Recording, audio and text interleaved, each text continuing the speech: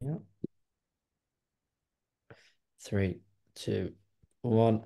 Hello and welcome back to ESBR Boxing's YouTube channel. I'm delighted to be joined by my colleague Thomas Cathy tonight, on the back of Natasha Jonas retaining her IBF welterweight title against Mikaela Mayer in a controversial split decision victory. Thomas, thank you so much for joining me tonight. Um, Thank you. we'll sort of get straight into things here. So this video is looking at sort of what's next for both women, who now are potentially at two sort of very different stages of their career. We'll start with Mikaela Mayer being the away fighter. That's twice now. Mikaela Mayer has been on the back of controversial split decisions against Alicia Baumgardner and now Natasha Jonas. Just before we actually discuss what's next, what did you actually make of the fight and the decision, Thomas? Well, I thought early on, Jonas had a pretty good start. Um, and to me, Mayer just seemed a tad bit slower than I remember her being in the lower weight classes and a little bit sloppier. And it seemed like Jonas was doing a very good job at, capitalizing off of, Michaela's rushing in and Mm. overreaching. And she was able to land some pretty good counter shots. But towards the end, I thought Mikaela, racked up enough rounds to earn the decision. I had it 6 rounds to 4. Um, but there are some rounds in there that, you know, y- perhaps a few that could conceivably have gone the other way. So it I don't know.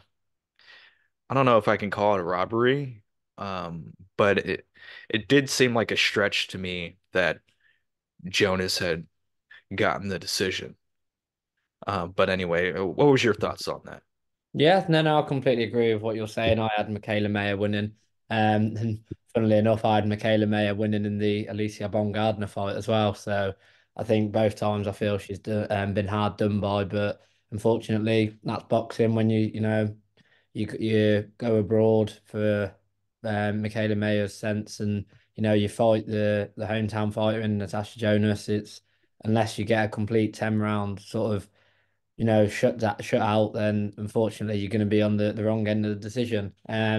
But unfortunately that's boxing, and that's something we have to deal with. So with Mikaela Mayer, she's skipping weights like you wouldn't believe, all the way through from featherweight to welterweight, and it's almost like each fight she has at the moment, she's adding extra weight on. And going through the ranks. What do you think is next for Mikaela Mayer?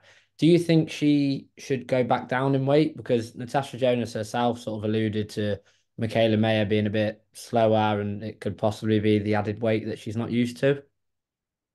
Yeah, I think the weight definitely did have an effect. Um, I mean, I don't know, obviously, but that's the way it appeared to me. She just seemed slower, and in my opinion, I think she should probably go back down to 140. Mm. Maybe not all the way back down to 135 or lower, but I'd say maybe 140, a weight class lower. Um, there's still plenty of big fights in at 140 or at 147. So I think it would probably be better for her to just stay in a lower weight class, and I think that would make her sharper. She just didn't look too sharp yesterday, in my opinion. Yeah, I completely agree. I think a lot of people have looked into it as well and sort of thought that obviously the added weight was probably a little bit too much, because once she actually got going, she sort of began to take control of the fight. In terms of who she fights next, like I say, if she does go back down through the weights, which is it's likely it should happen. Alicia Baumgardner has recently been found not guilty of the doping charges. Um, Split decision victory, controversial one. Is that a rematch you'd like to see next? Yeah, absolutely. I think the first fight was definitely close enough to warrant the rematch. I mean, the outcome was still in doubt afterwards, Mhm. and not to mention just the lead up to the fight was very fun. There was a lot of animosity. So yeah, I think those two should definitely run it back.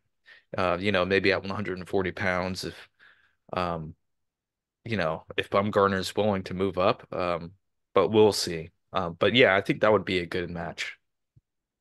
Yeah, I think that's the one sort of fight fans will want to see, see if we can get sort of an ending where there's no controversy, it's sort of it's conclusive and almost puts it to bed.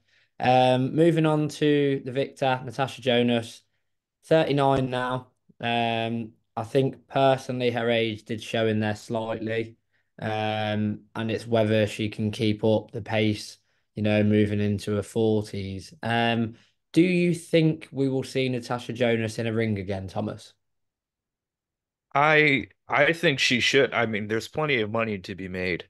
Now that she's won that fight, she still has her title. Um, you know, uh, Perhaps um, a rematch with Katie Taylor or a rematch with Mikaela. So I think, you know, perhaps she's not as good as she once was, and she's, just about 40 years old. Um, I think she has a lot left. I think in that fight she showed that she had, you know, plenty left. Yeah, I think they say it's fair to say there's some massive fights still out there for Natasha Jonas. The Mikaela May rematch, as you mentioned, and the Katie Taylor rematch. Once Katie Taylor and Chantal Cameron, obviously the trilogy is looking likely to happen. Once that's out the way, if Katie Taylor wins that, I can't really see her stopping. If she loses, potentially that's her career finished. What a career it's been. But if, like you say, if she wins that and comes out victorious again, why would she stop? She'll be on a two-fight win streak, two massive wins. So that the rematch for Natasha Jonas is completely feasible. At the weight, obviously Natasha Jonas has the IBF title. The other titles are obviously held up by Sandy Ryan and Jessica McCaskill. Would you potentially see a fight with Natasha Jonas unifying? Or do you think sort of if Sandy Ryan and McCaskill unify against each other, will age be on the wrong side of Natasha Jonas to unify? I think she should go for it. I think at this, especially, now that she's up there, I think she should try to get those big unification fights, the biggest fights possible to, make as much money before she actually hangs them up. So, I'm not sure, what her thoughts are on retirement at this stage. But I think she should keep fighting. Yeah, I think, like I say, there's definitely some big money to be made. There's some big money fights available for her. And obviously there's been a number of names mentioned, which are all huge, huge fights. One from sort of your neck of the woods in America, Thomas. We've seen trash talk between sort of Natasha Jonas and Clarissa Shields. Difference in weights. Obviously, Clarissa Shields would have to come down, and Natasha Jonas would have to step up. Now, Clarissa Shields is tied up with obviously still within boxing, but also sort of in PFL, as she makes her MMA debut this year. Is that fight a possibility, or is that something we would never be able to see, do you think? Yeah, I don't know.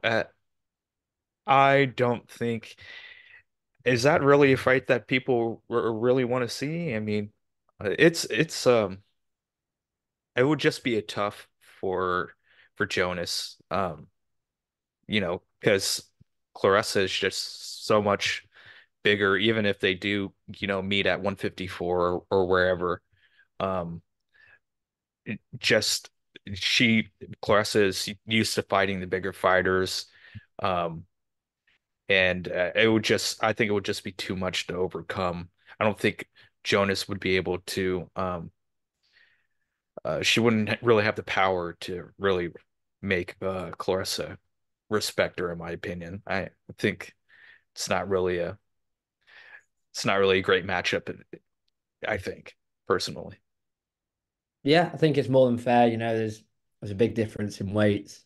Obviously, Natasha Jonas has fought at quite a bit lower in her career. Obviously, she's Right. made her way. later through the stages of her career. So obviously it's something that it would be big money. But I think any fight Clarissa Shields is involved in is always going to be big money. You know, she's the biggest name in women's boxing, love her or hate her. I know there's a lot of people on both sides of that argument. But whatever fight she's in, whoever it is, it's big money. And like I say, she's now tied up with PFL also. So we never know what Clarissa Shields is going to do. So I think that fight, although we've seen a little bit of back and forth in the past, I think that's a fight that will it ever materialize? Highly unlikely. But Thomas, a great fight we had last night. It's been great to chat to yourself about what's next for both fighters. Let us know in the comments, guys, if you agree with everything me and Thomas have said. If there's any other fights you'd like to see. If you think Natasha Jonas could beat Clarissa Shields. Like, comment, subscribe, and let us know what you think in the comments down below. And thank you once again for joining me tonight, Thomas.